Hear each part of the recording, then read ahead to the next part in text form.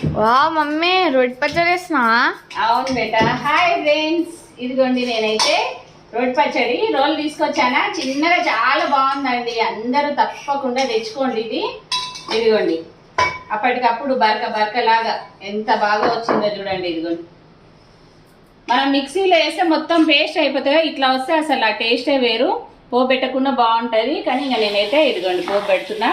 ఎంత పట్టిందో చూడండి. దోసకాయ రోటి పచ్చడి గుంట చూడండి ఎంత బాగుందో. ఇందులో మనం చిన్నగా రోజు వెరైటీ రోటి పచ్చళ్ళు ఇలాగా నూరేసుకోవచ్చు అనమాట.